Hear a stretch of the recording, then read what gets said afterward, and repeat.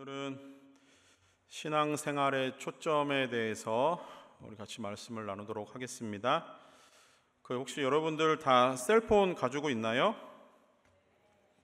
셀폰에 제일 많은 용량을 차지하고 있는 게 혹시 어떤 컨텐츠들일까요?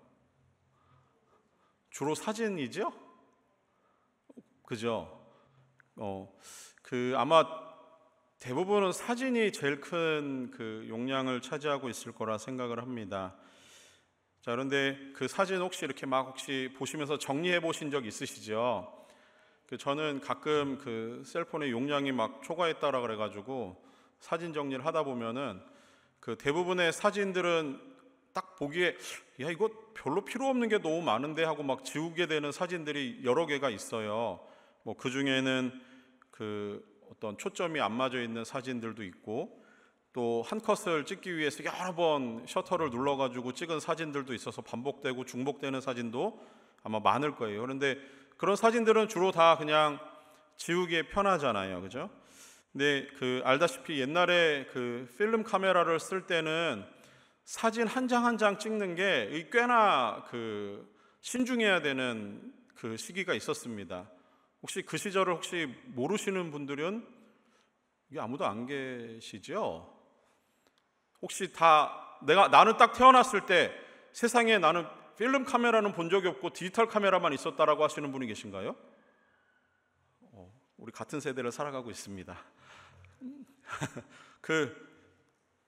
디지털 카메라가 나오기 전에 다 필름 카메라로 해가지고 사진 한 장을 찍을 때 포커스를 어떻게 해야 될 것인지, 구조는 어떻게 잡아야 될 것인지, 또 이 셔터를 누르는데 또 얼마나 조심하게 눌러야 되는지, 이게 이렇게 되면은 사진이 흔들려서 잘 안 나오기도 하고, 또 어떤 사진은 어두울 때 찍으면은 플래시가 없을 때는 어떤 조명이 안 맞아가지고 빛이 안 맞아가지고 잘 안 나오는 경우도 있고 막 그랬던 것 같아요. 근데 또 필름 값도 필름 값이지만 이게 이제 결국 프린트를 해야 되잖아요. 그래야 내가 어떤 사진을 찍었는지 결과를 볼 수 있는 게 이제 필름 카메라 가지고 있는 그건데, 이 인쇄할 때, 그러니까 인화할 때도 꽤나 돈이 많이 들어갔어요.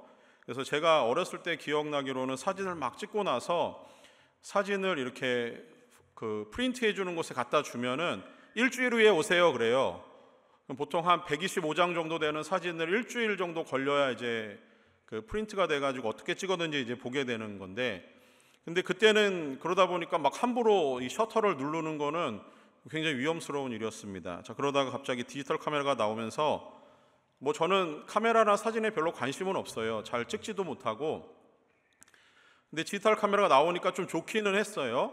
그냥 막 눌러대도 상관없고, 그래서 그랬던 것 같아요. 근데 한 번은 막 눌러대다가 이게 큰 가족 여행을 낭패로 아주 그냥 엉망진창으로 만든 적이 있어가지고 갑자기 기억이 좀 났는데, 이 디지털 카메라를 사고 나서 이게 또 다음에는 이렇게 렌즈를 교환할 수 있는 SLR이라고 해서 그런 버전이 나왔잖아요. 그래서 그런 카메라를 사고, 그래 이제 제법 사진 좀 찍는 사람처럼 보이겠지. 그리고 이제 딱 가족들과 함께 여행을 갔습니다. 그리고 막 사진을 찍어 제꼈어요. 그리고 디지털 카메라는 다 요만한 뒤에 조그만 모니터가 있어가지고 사진이 대충 어떻게 찍혔는지 이게 다 확인이 가능해요. 근데 옛날 초창기 때 디지털 카메라는 이 스크린이 그렇게 좋지 않아가지고 막 이걸 확대해서 막 버튼을 눌러가면서 사진을 확대해야 이게 포커스가 잘 맞았는지 안 맞았는지 확인이 되거든요. 근데 그걸 다 이제 무시하고 그냥 막 찍었어요.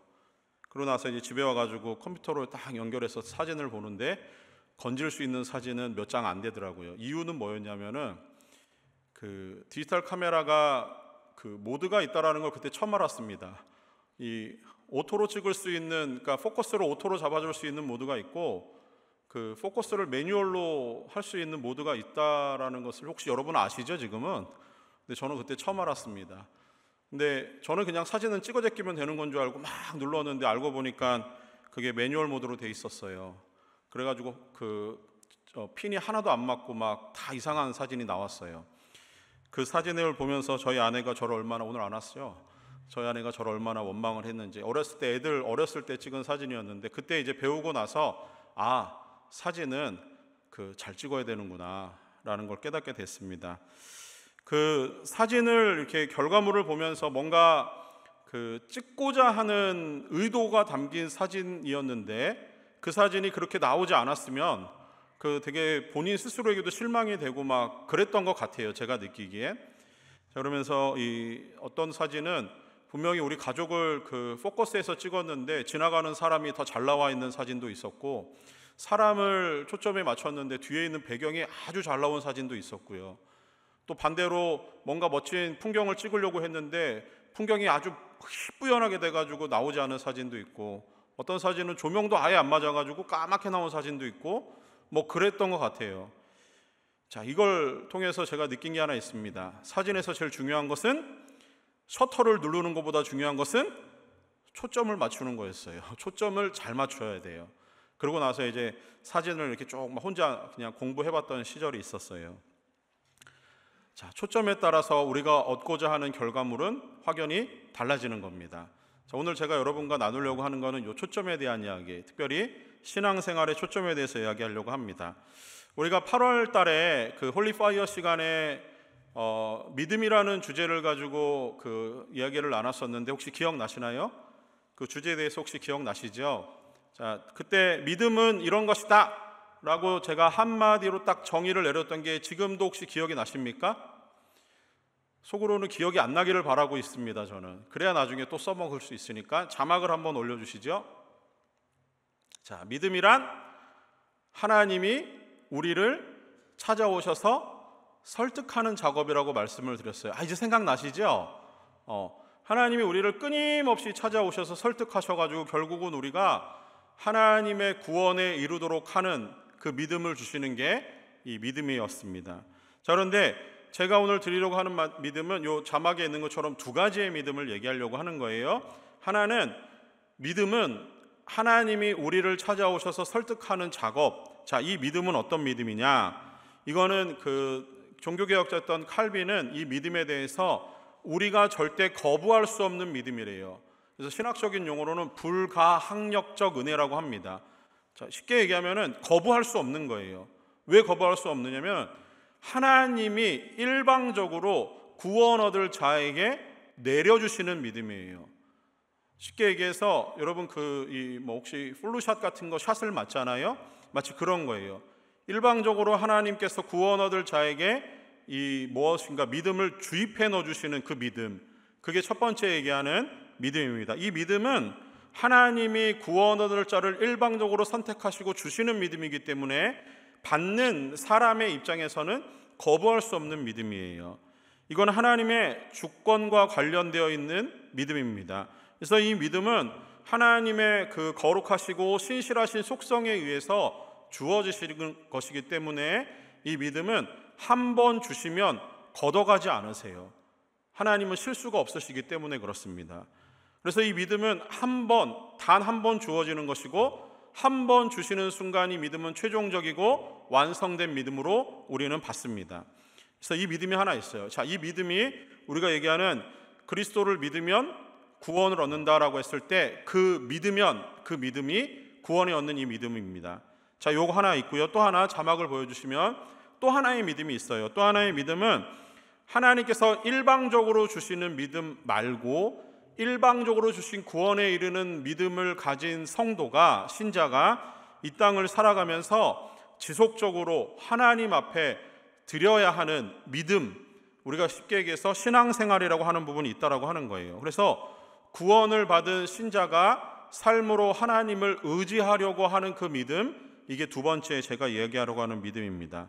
자, 이 믿음은 아까 하나님이 주신 첫 번째 저 위에 있는 믿음은 한 번 주시고 완성된 믿음이라고 말씀드렸는데, 두 번째 그 믿음을 가지고 살아가는 우리에게 있어서 하나님을 의지하려고 하는 이 믿음은 한 번 주시는 믿음과는 좀 달라요.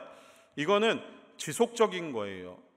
이거는 하나님을 어떻게 섬기는가, 하나님 앞에 내가 어떻게 충성하는가, 말씀을 듣고 어떻게 반응하는가, 그것과 깊은 관련이 있습니다.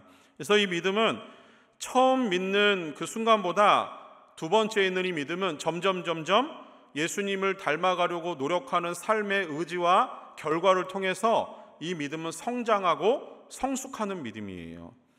베드로와 같은 경우를 놓고 봤을 때 베드로가 처음 예수님을 만나고 났을 때는 그의 믿음이 예수님에 대한 믿음이 그렇게 지극하지는 않았어요. 3년이라는 시간 동안 베드로는 예수님을 꾸준히 따라다녔던 사람이지만 그러나 그는 예수님을 믿는 믿음이 큰 사람은 아니었습니다. 어떻게 할 수 있습니까? 베드로가 예수님이 십자가에 달리기 전에 잡혔을 때 베드로는 예수님의 잡히신 그 곳까지 따라갔다가 예수님 주변을 맴돌면서 예수님이 어떻게 되시는가를 바라보고 있었습니다. 그때 옆에 있는 사람들이 너도 예수와 함께하던 자가 아니냐라는 그 질문 앞에 3번이나 예수님을 부인해요. 심지어 마지막은 예수님을 저주하며 부인합니다. 자, 그만큼 베드로는 예수님이 어떤 분이신가에 대해서 처음에 있던 믿음은 그렇게 우리가 칭찬할 만한 큰 믿음은 아니었던 것 같아요. 그는 위기 속에서, 때로운 어려움 속에서 자신 하나님을 버리기에 쉬웠던 믿음을 가진 그런 베드로였습니다. 그런데 이 믿음이 부활하신 예수 그리스도를 만나고 나서는 이 믿음이 막 자라게 돼요. 그래서 베드로가 나중에 보여주는 믿음은 우리가 보기에도 본받을 만한 아주 큰 믿음을 가진 그런 사람으로 자라게 되는 것을 보게 됩니다. 자, 이렇듯 우리 편에서 가지고 있는 이 믿음, 두 번째 믿음은 우리의 상황이나 어떤 환경이나 아니면 여러 가지 조건에 따라서 변할 수 있는 부분이 있어요. 그래서 우리가 이 부분을 어떤 믿음 생활, 신앙 생활이라고 하는 말들을 통해서 하나님이 우리에게 부어주시는 이 믿음을 삶 속에서 어떻게 드러내며 살아갈 것인가, 또 그거에 따라서 우리가 성장하고 성숙하는 그런 신앙인으로 살 수 있다라고 하는 거예요. 자, 그런데 이 믿음이 반드시 성장하고 성숙하는 것만은 아니라고 하는 겁니다. 때로는 믿음이 있는데 이 믿음이 변질되고 썩어서 타락하는 믿음도 있을 수 있어요. 자, 우리의 입장에서 생각해 볼 때 이 믿음이 어쩔 경우에는 이렇게 타락을 하고 변질을 하는가, 그 부분을 조금 보려고 합니다. 자, 이 두 가지 믿음을 조금 기억을 하시면서 시간적인 순서로 보면은 예수 그리스도 하나님께서 우리에게 일방적으로 주시는 믿음이 먼저 주어졌을 거예요. 그리고 그 다음은 그 믿음을 가진 성도가 두 번째 믿음, 성장하고 성숙하는 믿음, 신앙생활을 통해서 하나님을 의지하는 부분으로 어떻게 자라가는가 보여주시는 믿음이 있을 겁니다. 그런데 말씀드렸던 대로 하나님이 원래 주신 구원에 이르는 믿음이 있는 사람이라고 한다면은 아까도 말씀을 드렸지만 그 믿음은 이렇게 변경되지는 않아요. 반복되거나 그것이 하나님께서 그것을 가져가서 탈락시키지는 않는다라고 하는 거예요. 그런데 제가 두 번째 믿음을 설명드리면서 두 번째 믿음은 우리를 어떻게 변화시키거나 부패하거나 타락하게 만들 수 있다라고 말씀을 드렸어요. 그러면 제가 여러분께 드리는 말에 이 논리상 앞뒤가 맞지 않잖아요. 그렇죠? 자, 이 부분을 잘 따라오세요. 그러면 하나님이 원천적으로 주신 첫 번째 믿음과 두 번째 믿음 사이에 어떤 관계가 있어요. 이 관계를 통해서 이 믿음이 어떤 믿음인가를 우리가 좀 자세히 들여다봐야 될 필요가 있습니다. 자, 먼저 이 두 개의 믿음을 이게 어떤 관계가 있는가 그것을 보여주는 그 예수님이 하신 말씀 중에 마태복음 7장 20절 말씀이 있습니다. 자, 거기에 보면은 이러므로 그들의 열매로 그들을 알리라라고 하는 이 한 문장을 잘 기억해 보세요. 자, 이 말씀이 나오기 전에 이 앞전에는 어떤 내용이 있냐면은 거짓 선지자들에 대한 이야기를 예수님이 하시면서 그들에 대해서 비유적으로 말씀하시는 것이 좋은 나무는 좋은 열매를 맺고 나쁜 나무는 나쁜 열매를 맺는데요. 예수님의 말씀은 좋은 나무가 나쁜 열매를 맺을 수 없다라는 겁니다. 나쁜 열매는 좋은 열매를 맺을 수 없는 거예요. 자, 그러면 좋은 나무는 어떤 의미냐? 좋은 나무는 원래 하나님이 주신 구원을 가진 그 신자입니다. 그 믿음이 있는 사람이에요. 그는 좋은 믿음을 가지고 좋은 열매를 맺는 사람이라고 하는 거예요. 예수님의 말씀입니다.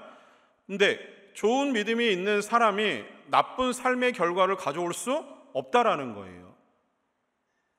반대로 나쁜 열매인데 하나님이 구원하신 그 구원이 없는 믿음을 가진 사람이 좋은 열매를 맺을 수 없는 거예요. 자, 이 관계를 잘 기억하세요. 그러면은 하나님이 주신 믿음이 있는 사람이라고 한다면은 우리는 좋은 열매를 맺어야 된다라고 하는 겁니다. 그런데 여기에 한 가지 오해가 있어요.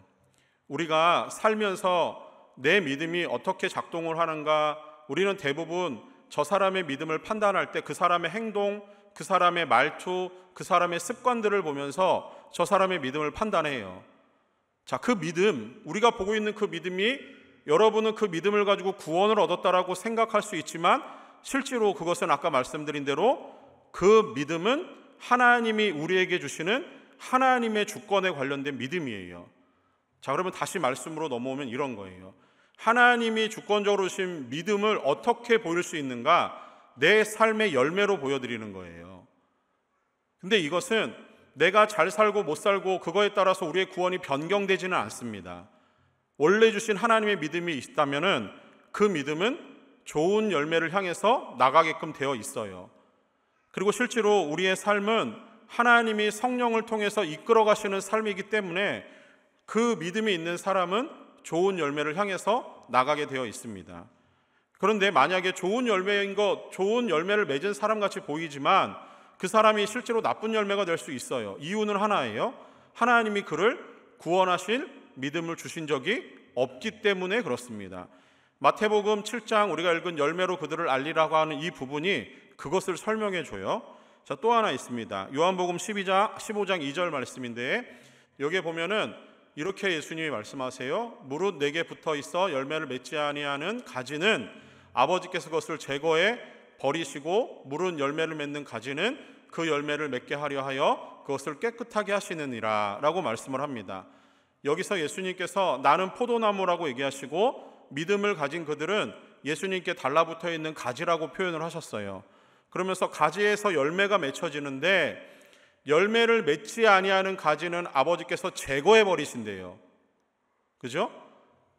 내게 붙어 있어라고 하는 부분에 보면은 그 가지가 마치 하나님이 붙여놓으신 가지처럼 좋은 믿음을 가진 사람이라고 생각할 수 있지만 실제로는 이 말씀에서 보면은 지금 제거해 버리시는 가지는 열매 맺지 않는 가지는 제거하신다라고 하는 거예요. 자, 여기에 하나님이 실수가 없으시다라고 하는 우리의 믿음을 가지고 이 문장을 보면 어떤 의미입니까? 그 가지는 본래 그리스도께 붙어있는 가지가 아니라는 거예요. 그러니 그 가지는 하나님께서 그 가지를 제거해 버리신다라고 하는 거죠. 그러니까 원천적으로 하나님이 주신 구원에 이르는 믿음은 처음부터 변경되지 않아요. 완성을 향해서 나가게 되어 있다라고 하는 겁니다. 결국 하나님은 나무에 붙어있는 좋은 가지를 통해서 좋은 열매 맺기를 원하시는 거예요. 자, 이 관계를 보면서 하나님이 주신 원천적인 구원에 이르는 믿음이 있다면 그는 그의 삶을 통해서 아름다운 열매, 좋은 열매, 하나님이 기뻐하시는 열매를 맺으며 살아가야 된다고 하는 겁니다. 거꾸로 보면은 좋은 열매를 맺고 있는, 정말 하나님이 기뻐하시는 열매를 맺고 있는 사람의 삶의 태도를 봤을 때 그가 구원받은 사람인지 아닌지 우리는 짐작할 수 있다라고 하는 거예요. 근데 예수 그리스도를 믿지 않는 사람도 착한 일 많이 하거든요. 그 사람들은 여기에 해당되지 않아요. 왜냐하면은 그리스도께 붙어 있는 자들에 한해서 이 말씀을 적용하고 계시는 거예요. 그러면 간단하게 말해서 하나님이 주신 믿음을 가진 성도는 한번 띄워줘 보실래요? 자막을. 자, 이런 겁니다. 두 믿음의 관계는 하나님이 주신 믿음을 가진 신자가 하나님의 말씀에 순종함으로 하나님을 기쁘시게 하는 삶을 살아가는 믿음 생활을 통해서 하나님이 주신 믿음이 보여진다라고 하는 거예요. 선행되는 것은 하나님이 구원하신 믿음이 있는 사람이라면 그런 거죠. 이 관계가 조금 이해가 되시죠? 자, 그런데 오늘 우리가 나누려고 하는 본문의 말씀에 보니까 이 신앙생활에 있어서 뭔가 초점을 잃고 살아가고 있는 유대인들에 대한 이야기가 나옵니다. 그래서 오늘 우리가 나누려고 하는 것은 신앙생활에 초점을 잃은 자들이 범하게 되는 여러 가지 실수들, 그것 때문에 어떤 일이 벌어지는가를 같이 나누려고 합니다. 제가 오늘 나눠드린 그 목장 나눔지에 보시면요, 자, 3번, 큰 3번에 신앙생활에 초점을 잃으면 나타나는 현상, 첫 번째, 신앙생활에 초점을 잃으면 남을 판단하고 정죄하는 종교인 되는 겁니다. 종교인 되는 거예요. 자, 오늘 본문의 말씀에 이 믿음의 신앙생활의 어떤 그 본질을 잃고 초점을 잃고 살아가는 대표적인 부류가 등장을 하는데 그들은 유대인들입니다. 본문의 배경은 예수님께서 그 베데스다라고 하는 연못에서 38년 동안 질병으로 고통당하고 있는 한 환자를 치유해 주시는 사건으로 시작을 합니다. 그런데 이 병자를 고치는 사건이 안식일에 일어난 사건이었어요. 이 안식일에 일어난 사건 때문에 유대인들은 그 사람이 안식일에 고침을 받았다라는 것 때문에 굉장히 흥분해 있는 상태입니다. 그러면서 이 38년 동안 앓다가 나은 사람에게 대해서 네가 어떻게 안식일에 고침을 받을 수 있느냐라고 추궁을 하는 부분이에요.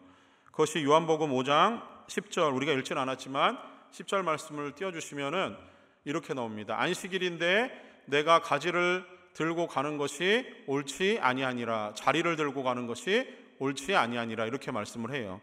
다시 얘기해서 유대인들이 생각하기에는 그들이 가지고 있는 어떤 율법, 그들의 종교적인 관습에 의해서는 안식일에 자리를 들고 움직이는 것 자체가 율법에 걸리는 잘못된 거예요. 그러니까 이들은 실제로 그 모세가 정해놓은 율법에 자기네들이 살아가면서 더 많은 율법들을 추구해 가면서 하나님의 말씀은 우리가 살아가는 삶의 행위를 통해서 드러난다라고 생각했던 사람들입니다. 그런데 하나님이 율법을 주신 이유가 있어요. 그것은 인간의 타락한 본성 때문에 주신 겁니다. 하나님은 율법을 주시면서 너희들이 타락한 본성을 억제하고 그리고 그것을 하나님께 영광을 돌릴 수 있게 하기 위해서, 하나님 백성답게 살게 하기 위해서 마치 안전장치처럼 주신 게 율법이었던 거예요. 그래서 이 율법 안에 10계명으로 요약되는 하나님이 주신 10가지 계명은 크게 두 개로 나눕니다. 하나는 이웃사랑과 하나님의 사랑에 대한 거예요.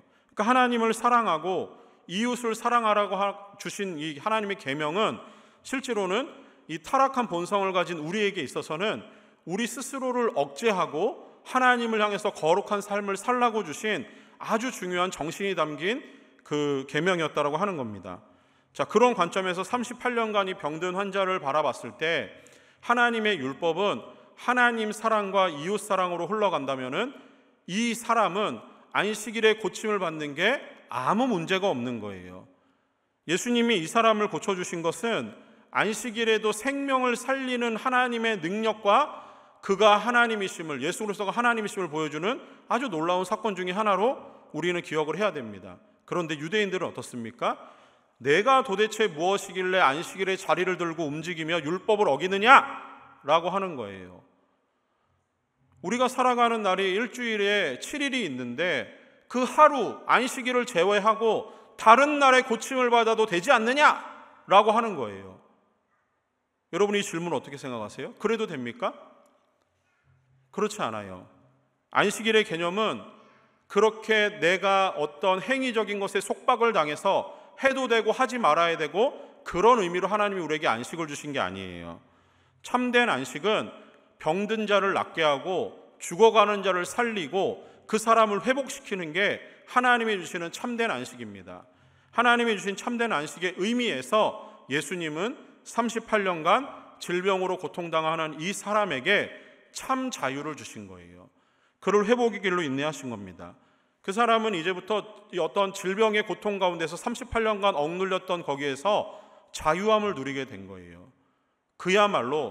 그 사람이야말로 안식일에 하나님이 주시는 참된 회복과 안식을 누리게 된 겁니다.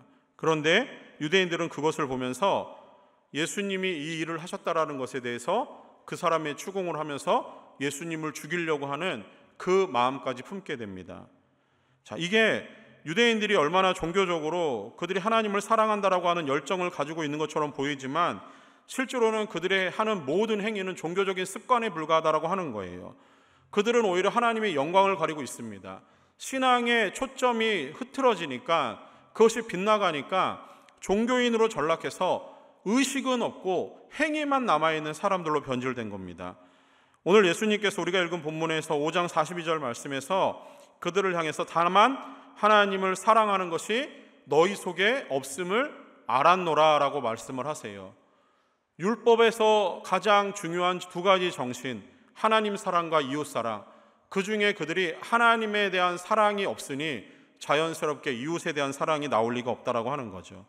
그들은 하나님의 백성답게 살면서 하나님의 살아계심과 하나님의 영광을 드러내려고 주신 율법을 자신이 가지고 있는 행위에 집중하다 보니까 남을 정죄하고 핍박하고 자기의 의로움을 드러내는 데 사용하려고 하는 자기 과시의 치장물로 그들은 만들어버린 겁니다.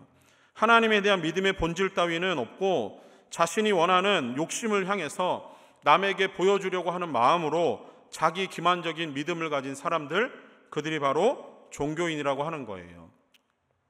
형식적인 예배자고 외식적으로 종교적 열심만 남았으니 예수님이 그들을 책망하는 것은 당연합니다. 유대인들은 자신들이 모세를 철저히 믿고 있다고 자부했지만, 그리고서 그들이 나는 모세의 제자라고 하는 큰 자부심을 가지고 살아왔지만, 실제로 그들은 모두 자기들이 믿고 있는 믿음이 얼마나 허황된 것인고 그 마음에 남아있는 믿음이 얼마나 잘못된 것인지 예수님이 지적을 하시는 거예요. 모세오경이 말하는 바는 이런 거예요.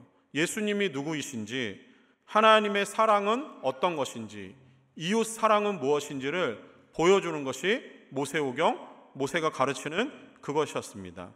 모세에게 나타났던 능력은 누구를 증거하기 위함이며, 모세는 누구의 모형이고 그림자입니까? 바로 예수님에 대한 모든 것들을 담고 있는 사람이 모세였습니다. 결국 온전히 모세오경을 따르는 유대인들이었다라고 한다면은 그들은 지금 안식일에 이 질병을 고치신 예수님을 바라보면서 그들이 그토록 기다렸던 메시아임을 그들은 믿었어야 된다라고 하는 거예요. 믿음의 본질을 잃고 신앙의 초점을 잃고 나니까 예수님이 보이지 않는 거죠. 종교적인 행동만 남아있는 겁니다. 예수님의 공생애를 한번 가만히 생각해 보세요. 예수님은 이 공생애를 사시면서 예수님의 삶 자체는 하나님의 말씀에 철저히 순종하는 삶을 사셨습니다. 사탄을 대적하실 때도 예수님은 하나님의 말씀으로 물리치셨어요. 하나님의 말씀에 순종하고 실천하는 삶이 병들고 약하고 가난하고 그런 사람들의 친구가 되어주시는 것임을 예수님이 삶으로 증명해내셨습니다. 각종 기적과 이적을 행하시고 고치시는 능력을 행하실 때마다 하나님께 기도하시며 말씀으로 치유하시는 예수님의 능력이 나타납니다. 심지어 십자가에 달리시기 전에 예수님은 겟세마네 동산에서 기도하실 때 이 잔을 내게서 옮겨달라는 본인의 어떤 바램, 그 기도를 하나님께 올려드리며 마지막에는 결국 아버지 나의 원대로 마옵시고 아버지의 뜻대로 되기를 원합니다. 하나님의 말씀이 이루어지기를 원하는 마음으로 기도하십니다. 예수님의 삶은 탄생하시는 순간부터 하늘로 승천하시는 순간까지 하나님의 말씀에 순종하고 그것을 성취하시고 완성하시는 시간으로 예수님은 사용하셨습니다. 다시 얘기해서 예수님의 삶 전체는 믿음이 무엇인지, 믿음 생활의 초점은 무엇인지를 분명히 보여주는 시간이었습니다. 사랑하는 여러분, 우리의 이 신앙생활의 초점이 잃어버리면 우리는 다 인간 중심적이고 자기 과시적인 종교인으로 전락하게 됩니다. 성도의 믿음이 본질에서 떠나게 되면은 거룩한 진리를 추구하는 것처럼 보여지지만 실상은 자기 영광을 추구하는 자기 자랑과 기만에 빠진 외식적이고 외형적이고 형식적인 종교인으로 남게 되는 겁니다. 예배를 드리고 찬양을 드리는 일에 열심이지만 정작 하나님을 사랑하고 이웃을 사랑하는 일에는 관심이 없다면 종교인입니다. 자기 중심적인 신앙에 빠져서 자기의 유익을 위해서 여러 가지 활동을 하지만 옆에 있는 성도의 손 한번 잡아주지 못하고 공동체의 필요를 채워주지 못하고 신앙생활을 하고 있는 것은 종교인입니다. 자기 자신의 기준을 가지고 다른 사람의 신앙을 판단하고 그 사람의 신앙이 열심히 있네 없네, 나는 이렇게 열심히 하는데 쟤는 왜 저렇게 안 하는 거야, 스스로 판단하고 있다면 그런 것은 종교인입니다. 잊지 마십시오. 주님은 이 땅에 가장 낮은 모습으로 오셨고 주님은 이 땅에서 죄인들을 섬기기 위해서 오셨습니다. 마가복음 2장 17절 말씀에서 이런 말씀이 있습니다. 우리 함께 읽겠습니다. 함께 같이 읽습니다. 예수께서 들으시고 그들에게 이르시되 건강한 자에게는 의사가 쓸데없고 병든 자라야 쓸데가 있느니라. 나는 의인을 부르러 온 것이 아니요 죄인을 부르러 왔노라 하시니라. 아멘. 예수님이 왜 오셨는지 예수님이 말씀하세요. 병든 자를 위해서, 고치러 오셨다라는 거예요. 예수님은 죄인을 찾으신다라고 하는 겁니다. 여러분의 마음이 높아져서 여러분의 마음이 종교인으로 그런 믿음 생활을 하고 계신다면 내려놓으십시오. 아무 일을 안 해도 괜찮습니다. 여러분의 믿음을 먼저 돌아볼 수 있는 그런 올바른 신앙의 초점을 다시 한번 정렬할 수 있는 시간 되기를 원합니다. 자, 두 번째로 신앙생활의 초점을 잃으면 하나님의 자리를 내가 대신하려고 하는 오류를 범하게 됩니다. 유대인들은 그들이 가진 종교적인 전통, 권위를 굉장히 중요시하게 생각하는 사람들이에요. 그러다 보니까 자신의 행동을 통해서 사람들로부터 존경을 받고 찬사를 받고 싶어 합니다. 그런데 그런 그들의 행동에 대해서 예수님이 오늘 본문의 44절 말씀에서 이런 말씀을 하십니다. 너희가 서로 영광을 취하고 유일하신 하나님께로부터 오는 영광은 구하지 아니하니 어찌 나를 믿을 수 있느냐. 자, 지금 영광을 취하기에, 스스로의 영광을 취하기에 바쁜 이 사람들을 향해서 예수님의 말씀이에요. 하나님에 대한 믿음은 뒷전이고 그들은 스스로의 영광을 취하는 데 급급합니다. 하나님을 향한 믿음도 그들에게는 사람들에게 보여주기 위한 것에 불과해요. 마치 장식품을 몸에 달고 살아가듯이 그들의 믿음, 그들의 행동은 자기의 영광을 위한 치장물들입니다.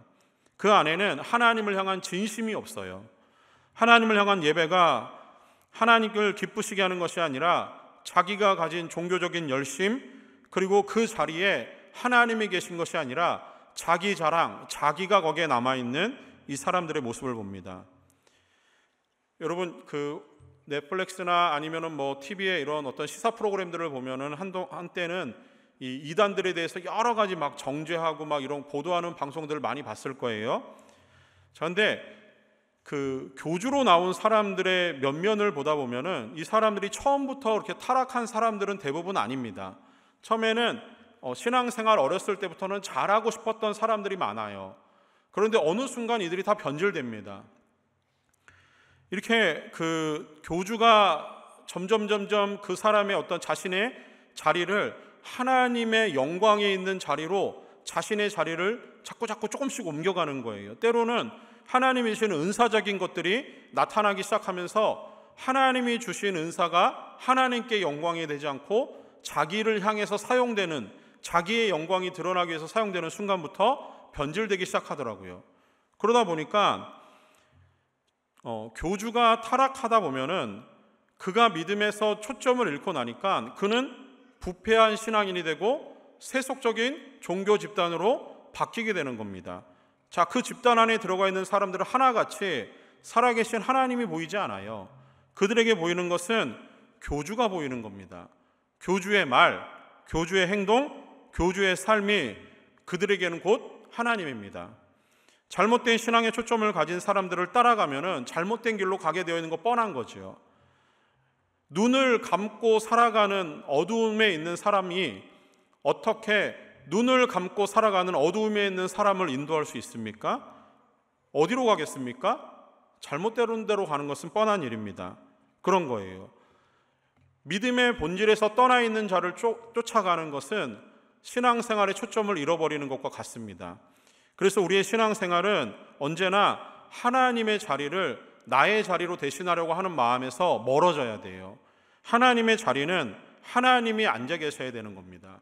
그 자리의 주인은 우리가 뺏어서는 안 되는 거예요. 신앙생활의 초점을 잃으면 하나님이 보이지 않고 나의 자랑이 보이고 나의 능력이 보이고 그 자리에 내가 앉으려고 하는 악한 습관이 자리하게 됩니다. 그러기 전에 우리의 믿음의 본질, 신앙의 초점을 바로 해야 됩니다. 우리의 믿음의 본질은 하나님이시고 우리는 하나님을 찬양하고 기쁘시게 하는 삶을 살아가야 되는 믿음을 가진 성도입니다. 우리의 시선은 언제나 하나님에게만 맞추어져 있어야 돼요. 하나님이 기뻐하시는 삶을 위해서, 하나님이 원하시고 하나님이 영광 받으시는 삶을 위해서 우리의 신앙의 초점을 거기에다 맞춰야 됩니다. 우리의 신앙의 초점은 누군가의 행동이 아니고 누군가의 삶이 아니고 하나님이 주신 말씀이고 하나님이 내게 주신 하나님의 뜻에 달려 있습니다. 거기에 우리의 신앙의 모든 초점들이 맞춰줄 수 있기를 소망합니다. 제가 처음에 사진을 얘기했는데 여러분 잘 아실 거예요. 사진을 찍는 여러 가지 기술이 있겠지만 제가 아는 건 딱 두 가지예요. 하나는 그 아웃 포커스가 있고요. 하나는 인 포커스가 있어요. 이거 혹시 아세요? 아웃 포커스는 어떻게 하는 거죠?